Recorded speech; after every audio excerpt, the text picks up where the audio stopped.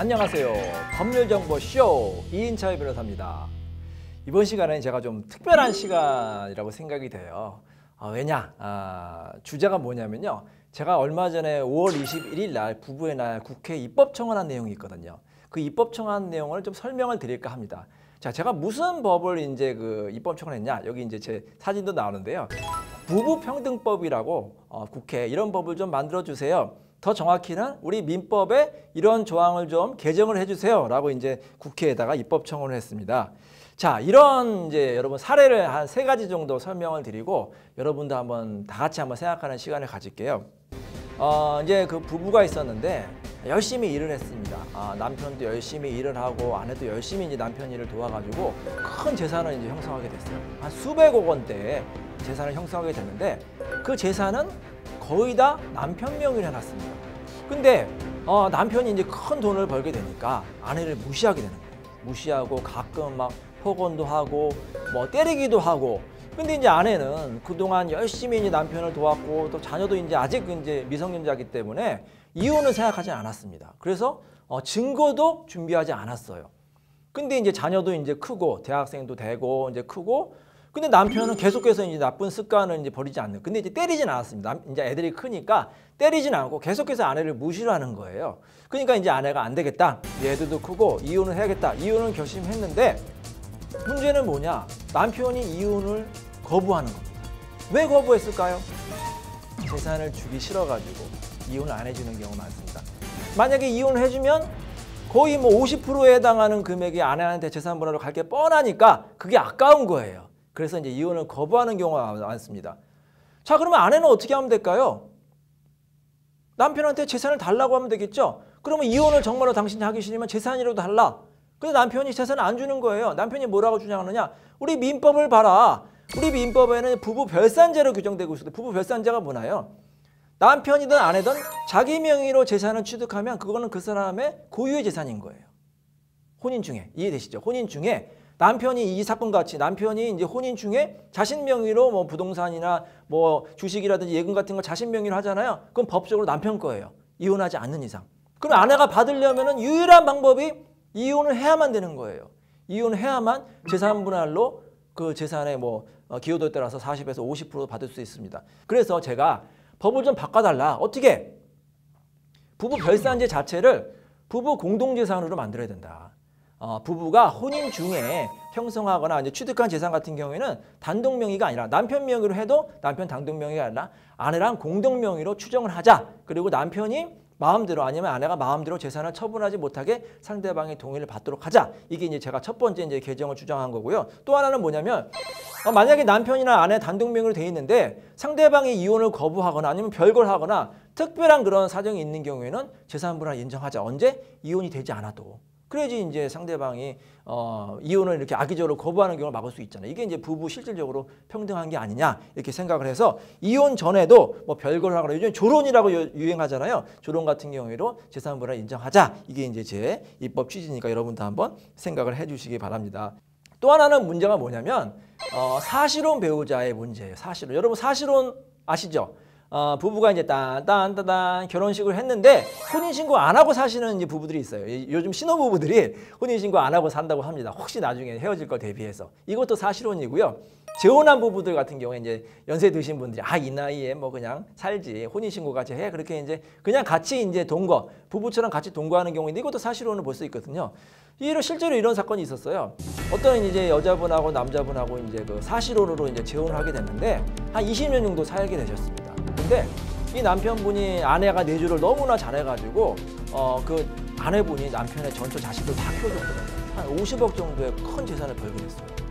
근데 어느 날 이 남편이 교통사고로 크게 다쳐가지고 중환자실에 입원하게 된 거예요. 이런 경우가 있었는데 자, 이 아내가 남편을 잘 이제 간호를 하겠죠. 잘 간호했는데 안타깝게도 남편분이 돌아가시게 됐어요. 50억의 유산을 남기고. 그러면 이 50억은 누구한테 상속이 되냐? 자녀와 아내한테 상속이 되겠죠. 그럼 이 사실혼 아내가 얼마를 상속받을 수 있을까요? 한 푼도 못 받게 돼요. 우리 법에. 왜냐? 우리 민법과 판례에 의하면 이 배우자가 상속을 받는 배우자는 법률상 배우자, 즉 혼인신고를 한 배우자만 상속이 된다는 겁니다. 저는 이게 문제가 있다고 봅니다. 법률상의 배우자, 물론 상속받는 건 당연하지만 이 사실상의 배우자, 사실혼 배우자 같은 경우도 20년, 30년 동안 이렇게 내조 정말 잘하는 아내 같은 경우 있거든요. 이 경우에도 상속을 인정해야 되는 거 아니냐 이렇게 생각을 하고 있어서 법이 좀 바뀌어야 된다. 이 배우자 안에 사실혼 배우자도 포함돼야 된다. 이렇게 생각하는 거예요. 자, 또 무슨 문제가 있냐면요. 아까 그 남편이 교통사고로 이제 크게 다쳤다고 말씀드린 그 사례 있잖아요. 그 사실혼 배우자. 이 경우에 만약에 아내가 계속 간호를 하다가 남편이 돌아가시기 전에 만약에 아내가 헤어진다고 법원에 이혼소송, 즉 사실혼 해소 및 위자료 재산분할 청구하면요. 재산분할 받을 수 있습니다. 자, 이 사실혼 같은 경우에도요. 재산분할 우리 판례가 그래요. 사실혼 같은 경우에도 이 법률혼과 비슷하게 헤어질 경우에는 재산분할 위자료 받을 수 있다. 그냥 쉽게 오히려 쉽게 받습니다. 법률혼보다 아까 법률혼은 제가 우리나라 유책주의이기 때문에 상대방 잘못을 다 주장하고 입증하는 증거가 있어야 되잖아요. 사실혼 같은 경우에는 만약에 헤어질 경우에는 아주 간단하게 사실혼 해소하겠습니다. 우리 헤어질래요. 그러면 자동적으로 사실혼이 해소되고 위자료 재산분할 받을 수 있는 거예요. 자, 그러니까 보세요. 남편이 크게 다쳐가지고 병원에 입원해 있는데 남편을 잘 간호해가지고 돌아가실 때까지 잘 간호한 사실혼 아내는 재산을 한 푼도 못 받고 간호하다가 그냥 나는 헤어질래 하고 법원 가서 사실혼 해소하면서 재산분할 청구하면은 재산분할 최대 50%까지 받고 이게 좀 이상하지 않나요? 그죠? 이런 불합리한 점이 있다. 그래서 제 생각에는 사실혼이든 법률혼이든 차별하지 말고 상대방이 사망할 경우에는 그 기여도에 따라서 상속을 인정해주자. 이게 이제 제 입법 청원의 주요한 내용이라고 할 수가 있습니다.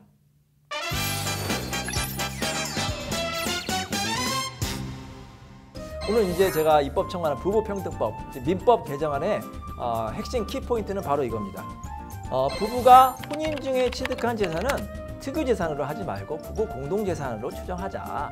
남편 명의로 했다고 하더라도 아내가 열심히 노력한 거잖아요. 같이 노력했으니까 이거는 부부 공동재산으로 추정을 하자. 그리고 남편이나 아내가 자기 마음대로 처분할 경우에는 상대방 배우자의 동의를 받도록 하자. 이게 이제 제 입법 청원의 취지였고요. 또 이혼을 해야만 현행법에서는 재산분할 위자료를 받을 수 있는데 이혼하지 않아도 우리 부부 평등의 원칙상 재산분할 청구를 특별한 경우는 인정하자. 예를 들어서 상대방이 이혼 재판에서 이혼을 거부한다든지 별거를 한다든지 아니면 뭐 조론을 한다든지 이런 특별한 경우에는 이혼하지 않아도 재산분할 인정해주자. 이게 이제 키포인트였고요. 마지막으로 사실혼 배우자 같은 경우에도 법률상의 배우자, 법률혼 배우자와 차별을 두지 말자. 우리 그 사실혼 배우자 같은 경우도 이렇게 기여를 많이 한 배우자 같은 경우에는 상속권도 인정해주고 또 반대로 사실혼 배우자 같은 경우에는 헤어질 경우에는 재산분할 위자료 너무나 쉽게 인정하는데 그것과 같이 우리 법률혼, 혼인신고한 법률혼 배우자 같은 경우에도 이혼을 좀 더 폭넓게 인정해주고 재산분할도 폭넓게 인정해주자. 차별 없이 인정해주자. 이것이 오늘의 키포인트였습니다. 지금까지 법률정보쇼 이인철 변호사였습니다. 감사합니다.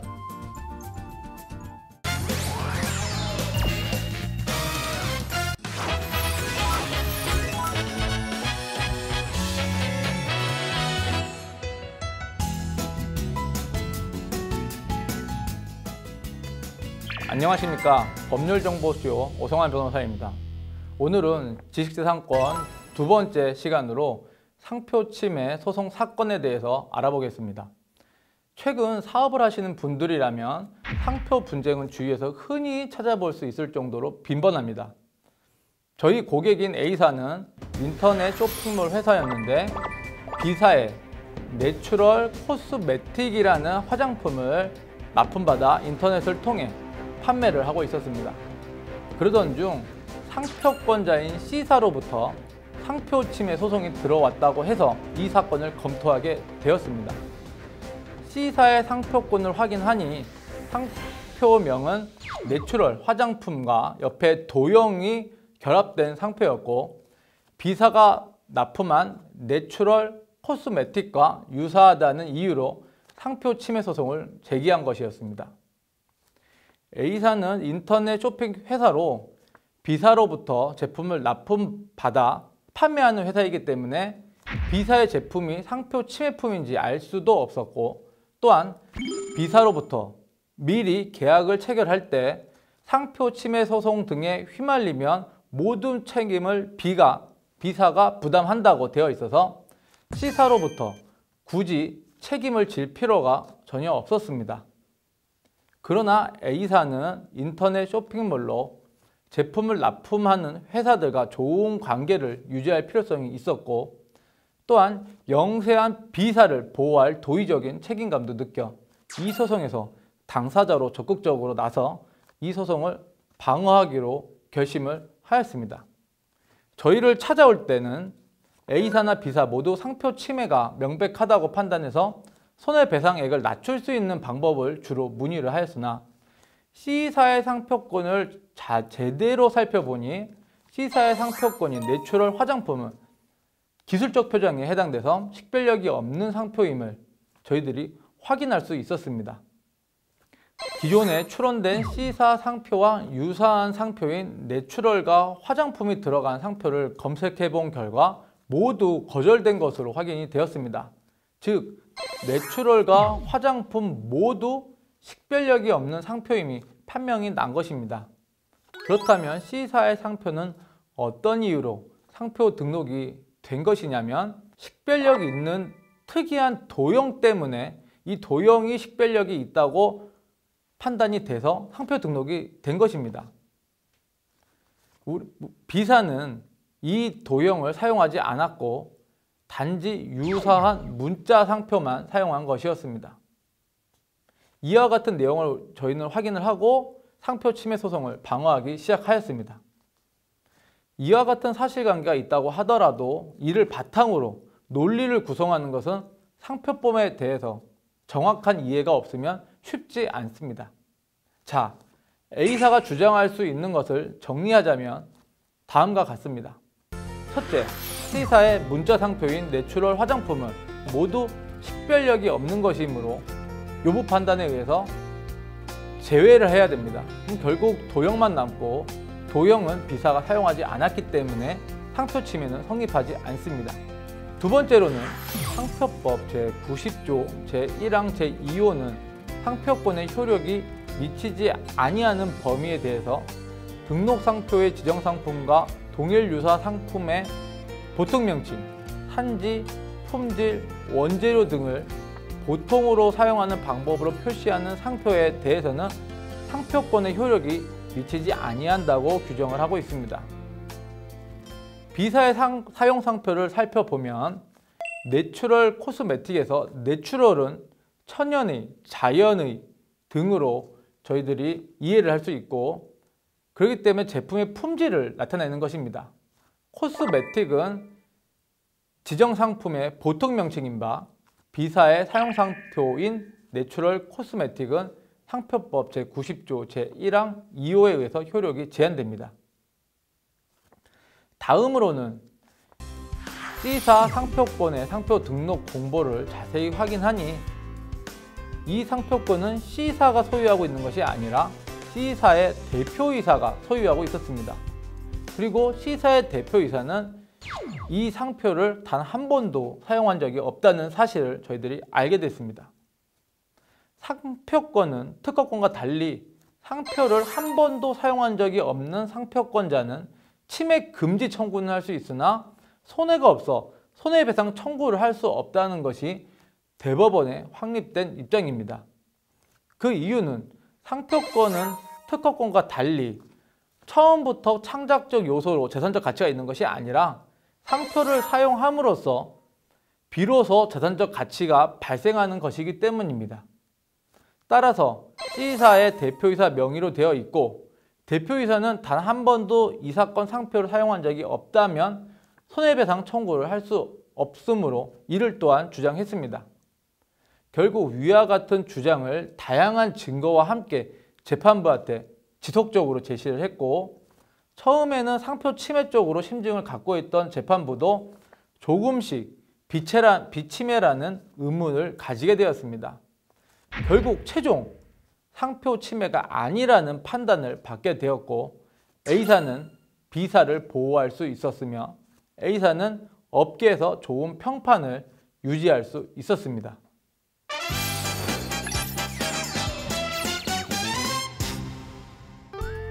지식재산권 두 번째 시간 상표 침해 소송에 관하여 말씀드렸습니다. 이번 주제의 키포인트는 상표권자의 상표권과 유사한 상표를 사용하더라도 상표 침해임을 인정하지 말고 우선 상표 침해 요건을 명확히 확인하고 반박할 수 있는 내용에 대해서 전문가에게 문의를 하는 것이 중요합니다. 그리고 두 번째로 상표는 특허와 달리 상표권자가 등록 상표를 단 한 번도 사용하지 않았다면 침해 금지만 청구할 수 있을 뿐이고 손해배상 청구를 할 수 없다는 점을 유념하셔야 됩니다.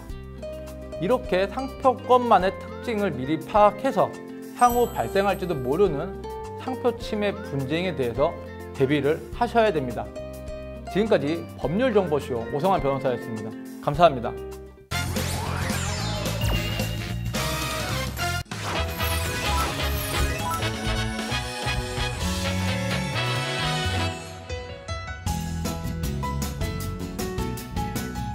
여러분 안녕하세요. 법률정보쇼 곽난주 변호사입니다. 오늘은 흔히 뺑손이라고 부르는 도주 차량의 형사 책임에 대해서 알아보도록 하겠습니다. 뺑소니는 교통사고로 사람을 사망에 이르게 하거나 상해를 입히고도 피해자를 구호하는 등 필요한 조치를 취하지 않고 도주한 경우, 또는 교통사고를 은폐하기 위해서 피해자를 다른 곳으로 옮겨 유기한 후에 도망치는 전형적인 도주 차량 사고가 있는가 하면 과연 이런 것까지 뺑소니로 처벌하는 것이 맞나 하는 생각이 드는 애매한 사고도 있고요. 심지어 나는 전혀 도주할 의사가 없었는데 피해자가 뺑소니로 신고해서 억울하게 조사를 받는 경우도 있습니다. 오늘은 어떤 경우에 도주 차량죄로 처벌받게 되고 어떤 경우에는 이에 해당하지 않는 것인지 살펴보도록 하겠습니다. 특정범죄 가중처벌 등에 관한 법률 제5조의 3, 제1항에서는 차량 운전자가 업무상 과실로 교통사고를 낸 후 피해자를 구호하는 등의 조치를 취하지 않고 도주한 경우에 사망사고의 경우에는 무기 또는 5년 이상의 징역에 처하고 상해사고의 경우에는 1년 이상의 유기징역 또는 500만 원 이상 3천만 원 이하의 벌금에 처한다고 규정하고 있습니다. 또 제2항에서는 사고 운전자가 피해자를 사고 장소로부터 옮겨 유기하고 도주한 경우에 사망사고의 경우에는 사형, 무기 또는 5년 이상의 징역에 처하고 상해사고의 경우에는 3년 이상의 유기징역에 처한다고 규정하고 있습니다. 이 법은 자동차 운전자가 교통사고 후 도주하거나 또는 피해자를 적극적으로 유기하였다면 윤리적으로 강한 비난을 받아 마땅하기 때문에 이를 엄중히 처벌해서 다른 운전자들에게 경각심을 갖게 하려는 의도가 있고요. 또 사고 현장에서 피해자 구호와 사태 수습이 신속히 이루어져서 피해자를 보호하려는 목적도 가지고 있습니다. 실무상 뺑소니 사건을 처리하는 데 있어서 가장 중요한 것은 과연 도주 의사가 있었느냐 여부입니다. 사실 도주인지 아닌지 여부는 사고 운전자 본인이 가장 잘 알겠죠. 자기가 사실은 사고를 내고도 순간적으로 무서워서 현장을 이탈한 것일 수도 있고요. 아니면 사고가 난 것을 인식하지 못하고 현장을 떠난 것인데 억울하게 뺑소니로 의심받는 경우일 수도 있습니다. 실제로 사람들의 통행이 많은 시장이나 교통이 복잡한 곳을 지나갈 때 운전자가 자신도 모르게 행인을 건드리고 그냥 가버리는 경우가 발생할 수 있습니다. 이 경우 가해 차량이 정차하지 않고 그냥 가버리면 피해자 입장에서는 몹시 화가 나서 바로 경찰에 뺑소니로 신고를 하겠죠. 이때 과연 운전자가 도주 의사가 있었는지 여부를 판단하려면 사고가 발생한 장소가 어디인지, 또 당시에 사람과 차량이 얼마나 복잡한 상황이었는지, 또 사고 운전자가 현장을 빠르게 빠져나갔는지 아니면 진행하던 속도 그대로 천천히 빠져나갔는지, 또 피해자가 얼마나 다쳤는지, 이런 여러 사정들을 종합을 해서 과연 그런 상황에서 그 정도의 사고라면 누구라도 사고 발생 사실을 인지할 수 있었을까? 이것을 기준으로 해서 도주 의사 여부를 판단하게 됩니다. 실제 이런 사건이 있었습니다. 자동차가 시장길을 빠져나가면서 할머니가 타고 가던 자전거 옆을 스치면서 지나갔고요. 이때 할머니가 놀라서 옆으로 넘어지게 됐고 운전자는 이런 사정을 모른 채 그냥 가버렸습니다. 그래서 주변에서 이 광경을 목격한 행인들이 뺑소니로 신고를 한 것이죠. 뒤늦게 경찰에 출석한 운전자는 억울함을 호소했고 수사기관은 당시 상황이 녹화된 영상과 또 자동차의 진행 속도, 또 운전자의 교통사고 전력 등을 종합해서 도주 차량에 대해서 혐의 없음 처분을 했습니다.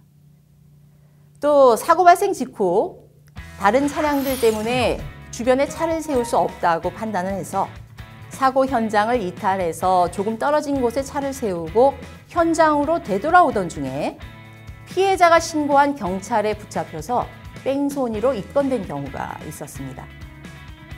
이 사건은 당시 차를 세워놓은 장소가 사고 현장에서 다소 멀은 곳이라 과연 도주 의사 없이 현장으로 돌아오다가 경찰과 맞닥뜨린 것인지 아니면 도망을 가다가 경찰에게 붙잡힌 것인지가 쟁점이 되어서 운전자가 누명을 벗기까지 많은 노력을 기울여야 했습니다. 따라서 사고가 발생하면 즉시 차를 세우고 하차해서 피해자의 상태를 살피고 보험회사 또는 경찰에 연락하는 등 조치를 취하시는 것이 좋습니다. 또한 만약 당사자끼리 원만히 합의하기로 했으면 그런 사실이 있었다는 것을 증명할 서류를 받아놓고 현장을 떠나는 것이 좋습니다. 뺑소니가 비난받는 이유는 사람을 다치게 해놓고 후속 조치를 취하지 않은 채 그냥 도망가 버려서 피해자를 더 위험하게 만들기 때문일 겁니다. 이렇게 피해자를 방치한 것을 법률 용어로 구호조치 불이행이라고 하는데요. 다만 판례는 모든 교통사고에 있어서 구호조치가 필요한 것은 아니고 사고의 경위와 내용, 또 피해자의 나이, 또 상해 부위와 정도, 또 사고 후 정황 이런 여러 사정을 종합해서 구호조치가 불필요하다고 판단될 경우에는 설령 사고 운전자가 이런 조치를 취하지 않고 현장을 떠났다 해도 뺑소니로 처벌할 수는 없다는 입장을 취하고 있습니다. 한편 피해자를 병원으로 호송하는 등 구호조치를 취했다 하더라도 그 후 본인이 가해자인 것을 감추고 현장을 떠나버리면 역시 뺑소니에 해당하게 됩니다. 왜냐하면 법에서 말하는 도주에는 사고 현장을 이탈해서 사고를 낸 사람이 누구인지 확정할 수 없는 상태를 초래하는 경우도 포함하기 때문입니다. 판례는 가해자가 사고 후에 피해자를 병원으로 옮겨 치료받게 했지만 경찰에게 자신은 가해자가 아니라 목격자라고 하면서 참고인 조사를 받고 귀가한 경우에 도주가 인정된다고 판시했습니다.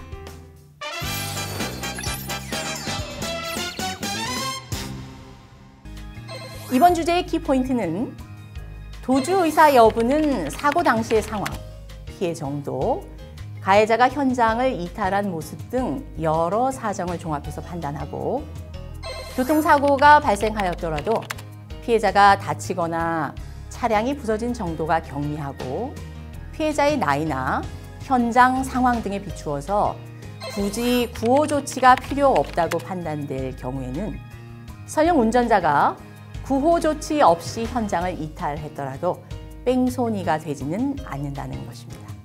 사고가 발생하지 않도록 조심해서 운전하는 것이 제일 중요하지만 만약 본의 아니게 사고를 냈다면 즉시 하차해서 피해자 구호와 현장 정리 등 필요한 조치를 꼭 취하시길 바랍니다.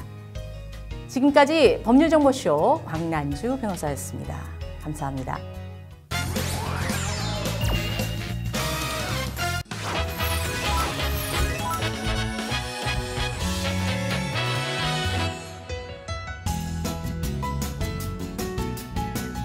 안녕하십니까. 법률정보쇼 조원익 변호사입니다. 지방자치법 마지막 시간인데요. 오늘은 지방자치단체의 사무와 주민에 대해 알아보겠습니다. 우리나라 지자체의 사무는 크게 자치사무, 국가사무로 나뉘고 국가사무는 기관 위임사무, 단체 위임사무로 구분된다고 합니다. 우리가 출산축하금과 관련된 조례가 있다는 거 알고 계시죠? 출산 축하금 지급 조례가 자치사무의 대표적인 사례라고 할 수 있습니다. 지방 재정만 허락된다면 주민들에게 혜택을 주는 여러 가지 정책을 추진할 수 있습니다. 인구가 적은 지자체에서 인구 증가를 유도하기 위한 정책 추진을 하는 것입니다. 하지만 이와 달리 규제와 억제 정책은 자치사무이긴 하지만 상위법에 가는 근거가 있어야 하는 한계가 있습니다. 예를 들어 도시지역의 경우에는 주차 문제가 큰 문제가 되는데 주민들을 위해서 건축 당시 주차장 확보 면적을 넓게 규제하고 싶어도 상위법에 정해진 범위를 벗어나서 더 넓게 설치하라고 할 수 없다고 합니다. 조례 제정 범위를 확대할 필요가 있지요. 자치사무 처리 과정에서 위법이 있어 손해가 발생하면 그 손해배상 책임은 지자체에게 있다고 합니다. 자, 국가사무에 대해 알아보겠습니다. 영유아 보육법상 어린이집의 운영은 지자체의 사무이지만 그 지자체의 고유한 사무가 아니라 본래 국가사무인데 지자체에게 위임된 사무입니다. 이런 국가사무는 지자체가 하기는 합니다. 하지만 그 비용은 원칙적으로 국가가 되도록 되어 있는데 지자체 재정에 따라서는 충분히 국비가 지급되지 않아서 자치사무를 할 여력이 없는 경우도 있다고 합니다. 국가사무 처리 과정에서 위법이 있어 손해가 발생하면 그 손해배상 책임은 비용 부담자로서 지자체가 책임을 진다고 합니다. 이래저래 지자체가 책임질 일이 많네요. 자, 우리가 지자체에 사는 주민에 대해서 알아보겠습니다. 지자체가 존재하는 이유라고 할 수 있죠. 지방자치법상 주민에 대해 알아보겠습니다. 주민에게는 공적 재산과 공공시설을 이용할 권리가 있습니다. 그래서 구청이나 시청을 이용할 권리가 있는 것입니다. 또한 균등한 행정 혜택을 받을 권리가 있습니다. 그래서 법에 근거 없이 특정한 단체나 지역만을 위한 정책을 추진해서는 안 되는 것입니다. 주민에게는 선거권과 피선거권이 있습니다. 지자체장이나 지방의회 의원이 되고자 한다면 25세 이상이면서 선거일 현재 계속해서 60일 이상 해당 지자체의 관할 구역 안에 주민등록이 되어 있어야 합니다. 다음으로 주민투표권이 있습니다. 이는 선거권하고 다른 것인데요. 지방자치는 대의제보다 직접 민주주의가 더 적합하다고 할 수 있습니다. 그래서 주민들은 정책상 자신들에게 과도한 부담이 주어지거나 또한 중대한 영향을 미치게 되는 결정사항에 대해서 이를 주민투표에 붙이도록 할 수 있습니다. 다음으로 조례 제정과 개폐 청구권도 있습니다. 이는 지방의원이 하는 것과 달리 주민들이 직접 하는 것을 의미합니다. 주민들이 19세 이상 주민들의 연설을 통해 청구할 수 있는 것인데요. 지자체장은 이 청구를 수리한 날부터 60일 이내에 주민청구 조례안을 지방의회에 보의하여야 합니다. 또한 지방의회가 감사하라고 청구할 수 있는 권리도 있습니다. 다만 아무거나 이렇게 청구할 수 있는 것은 아니고 그 사무 처리가 법령에 위반되거나 공익에 현저히 위반된다고 인정되는 사항에 한해서입니다. 다만 현재 재판이 계속되거나 사생활 침해가 우려되는 사항은 제한됩니다. 앞서 말씀드린 권리보다 가장 이슈가 되는 것은 주민 소환권이라고 합니다. 주민은 그 지자체 및 지방의원을 소환할 수 있는 권리를 가집니다. 그래서 지자체나 지방의원의 직을 박탈할 수 있는 그런 절차가 됩니다. 자, 마지막으로 우리 지방분권 개헌에 대해서 간략히 알아보고자 합니다. 최근 대통령 헌법 개헌안에서 제1조 제3항에 대한민국은 지방분권 국가를 지향한다라는 문구가 삽입되어 있어서 이것이 어떤 의미인가에 대해 한창 뜨거운 논쟁이 있었습니다.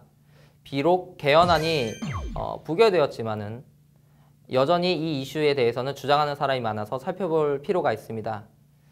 대통령 개헌안은 지방정부가 법률에 위배되지 않는 범위에서 조례를 제정할 수 있는 자치입법권을 포함했습니다. 지방정부는 주민의 복지 증진을 위해 자유롭게 조례를 제정 및 신설할 수 있다는 것인데요.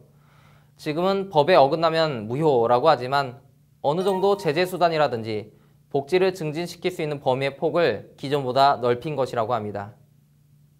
또한 지방정부가 다양한 세금을 신설할 수 있는 길도 열린다고 합니다. 개헌안에 따르면 지방세 조례주의에 따라 지방정부는 세금의 종류와 세율, 징수 방법 등을 정할 수 있는 자치재정권을 가진다고 합니다. 예컨대 현재 조세 체계에서는 도입이 어려운 싱글세, 반려동물세, 설탕세 등과 같은 세금을 지방정부의 사정에 따라 부과할 수 있는 것입니다.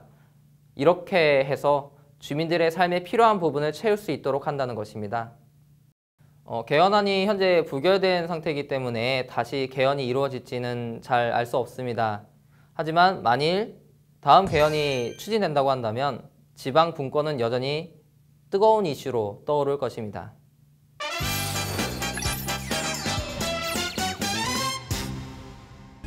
이번 주제의 키포인트는 지방자치단체의 사무와 주민에 대해 알아본 것입니다. 지자체의 사무는 주민들을 위한 자치 사무와 국가로부터 위임받아 수행하는 국가 사무로 나눌 수 있습니다. 그러니까 지자체의 사무에 대해서 우리가 잘 알아야 합니다. 두 번째로는 지자체의 주민에게는 공유재산을 사용할 수 있는 권리, 주민투표권, 조례제정 청구권, 감사 청구권과 같은 권리가 있다는 것입니다. 다음 개헌 때 혹시 개헌이 된다면 지방분권 개헌에 대해서도 우리가 깊은 관심을 가질 필요가 있다고 생각합니다. 지금까지 법률정보쇼 조원익 변호사였습니다. 감사합니다.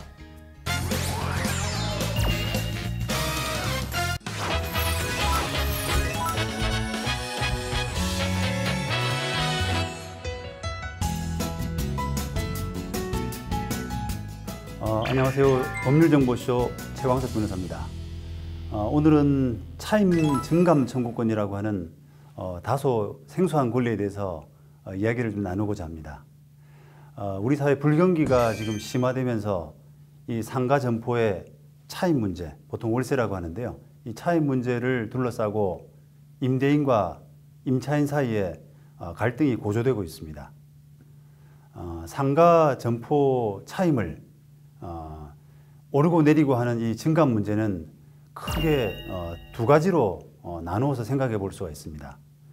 정해진 임대차 기간 도중에 차임을 증감하는 문제인지, 아니면 기간이 다 끝나고 갱신하는 과정에서의 차임 증감 문제인지, 이런 부분에 따라서 구분할 필요가 있습니다. 임대차 기간 도중인지 아니면 기간이 다 끝나고 이 갱신되는 과정인지에 따라서 이 적용되는 법리가 전혀 다르기 때문입니다.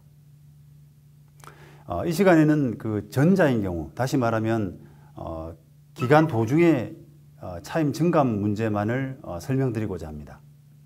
자, 예를 들어서 10년이라고 하는 그 긴 기간 동안 보증금 1억 원, 그 다음에 월 차임 500만 원으로 하는 임대차 계약을 체결했다고 한번 가정해 보시죠.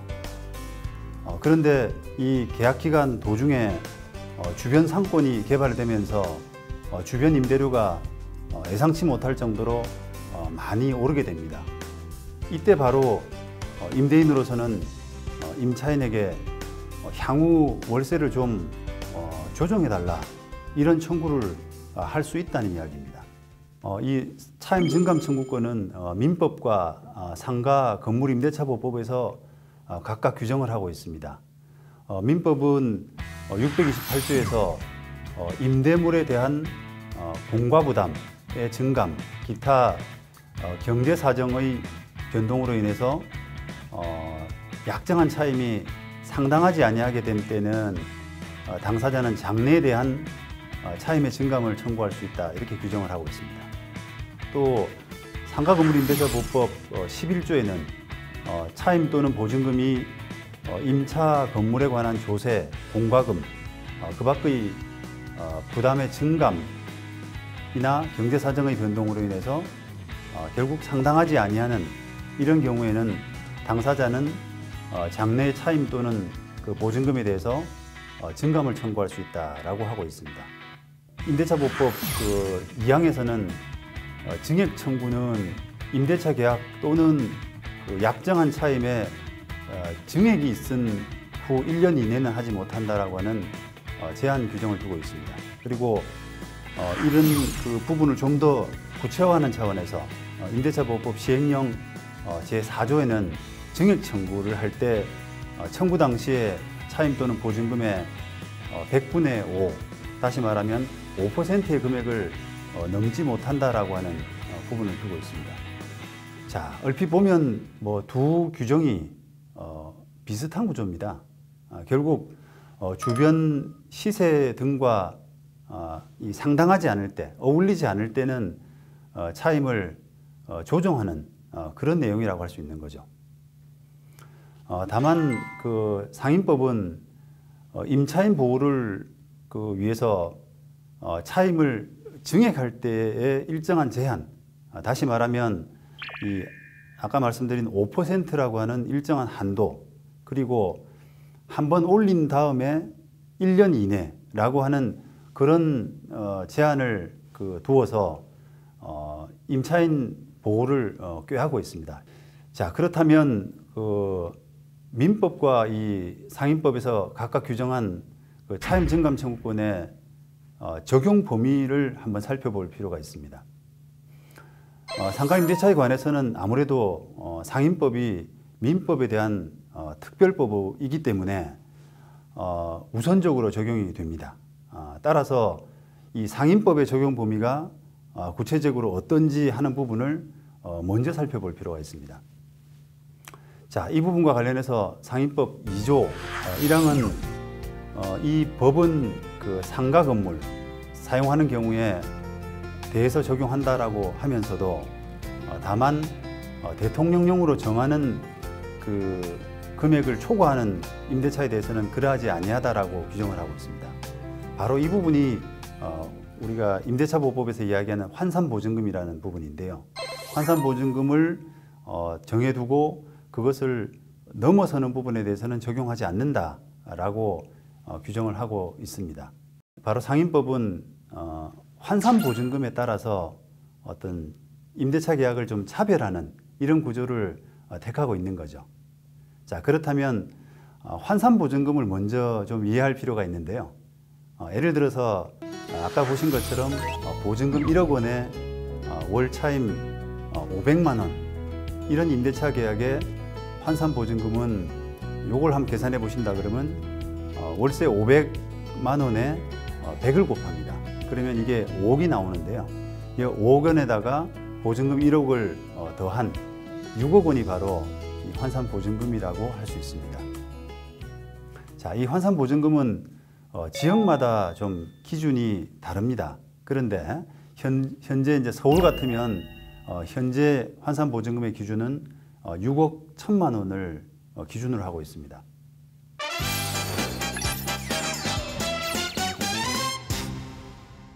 이번 주제 상가점포의 차임 증감 청구권의 키포인트는 아무리 긴 기간의 차임이라든지 보증금이 정해져 있다고 하더라도 차임 증감 청구권이라고 하는 권리에 따라서 그 부분을 조정할 수 있다. 다시 말하면 주변 시세나 상황이 변동됐을 때는 임차인이든 임대인이든 거기에 맞춰서 조정해 달라고 하는 권한이 있다. 이런 부분입니다. 그리고 이 부분은 민법과 상가임대차보호법에서 모두 적용하고 있는데 상가임대차보호법의 적용 대상인 환산보증금이 적은 이런 임대차 계약의 같은 경우는 연 올릴 때 5% 범위 내 또 1년 이내는 더 이상 못 올리는 이런 제한을 추가적으로 받고 있다는 겁니다. 지금까지 법률정보쇼 최광석 변호사였습니다. 감사합니다.